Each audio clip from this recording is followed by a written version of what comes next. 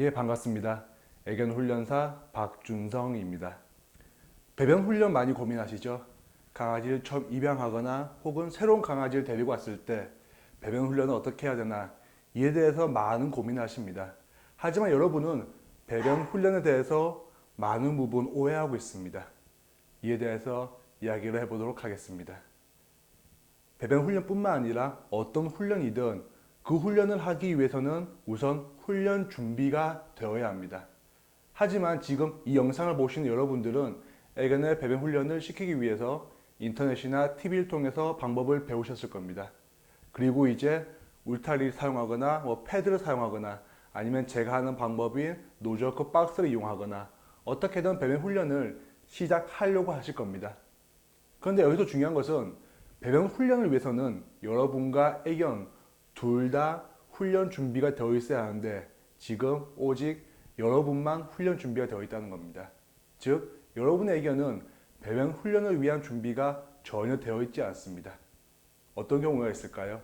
가장 흔한 경우는 어린 강아지를 막 입양해 왔을 때 생후 5개월 미만의 강아지는 배변을 따로 배변판에 가릴 이유가 없습니다.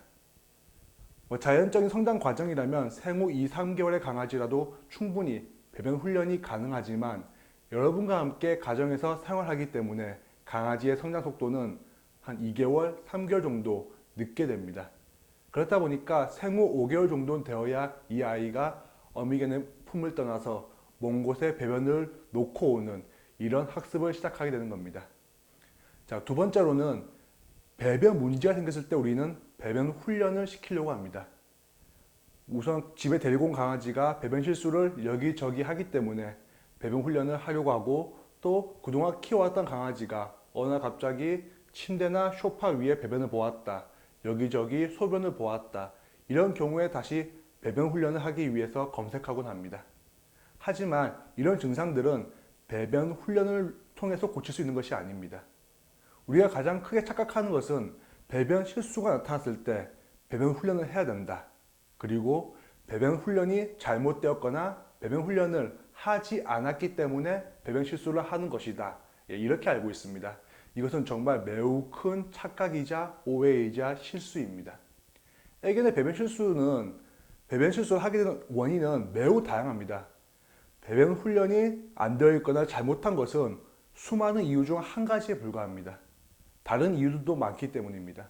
애견이 그날 컨디션이 안 좋거나 스트레스를 받았거나 혹은 여러분에게 뭔가 이야기를 전달하거나 어필을 하거나 불만사항을 표출하거나 때로는 너무 기분이 좋은 것을 갖다가 감정 컨트롤이 안 돼서 배변 실수하는 경우도 있습니다. 이런 수많은 이유들이 있는데 그저 배변 훈련이 안 되었다.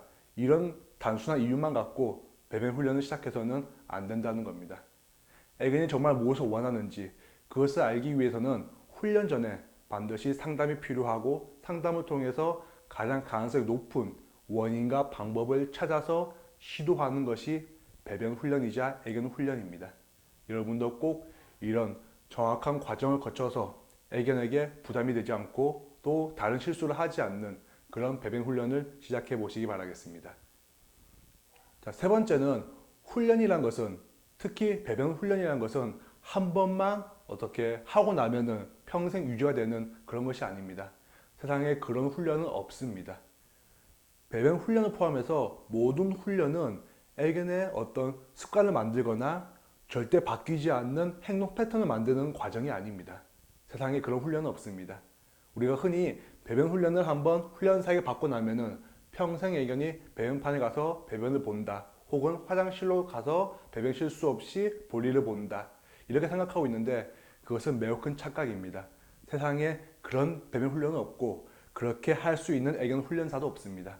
왜냐하면 앞서 말씀드렸듯이 배변 실수에는 꼭 배변 훈련에 문제만 있는 것이 아니기 때문입니다.